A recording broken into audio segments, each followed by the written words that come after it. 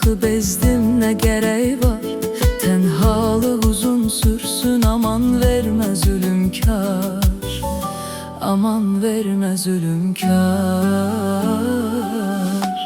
Yetmir daha rəsmin təsvir edmək yar, o ötən günləri hərdən. Qaçmaqda alınmır bu müəmmalı şəhərdən, əziz xatirələrdən. Yoxsan deyə yoxdur, yoxdur daha sahildəki izlər. Niyə yoxdur? Söylə, hanı vədlər, hanı sözlər? Demə boşdur, qəm çəkməyə öyrəşmişəm artıq, mənə xoşdur. Yoxsan deyə yoxdur, yoxdur daha sahildəki izlər. Niyə yoxdur? Söylə, hanı vədlər, hanı sözlər? Demə boşdur, qəm çəkməyə öyrəşmişəm artıq, mənə xoşdur.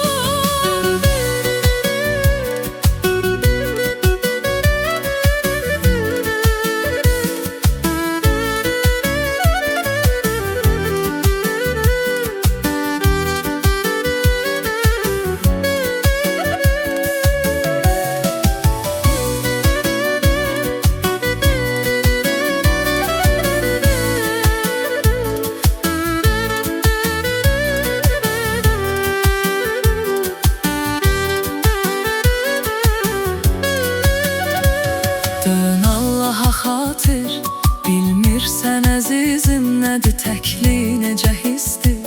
Bir gün ola bilsin ki danışdım sənə bir-bir, danışdım sənə bir-bir. Yetmir daha rəsmin təsvir edmək yar, ötən günləri hərdən.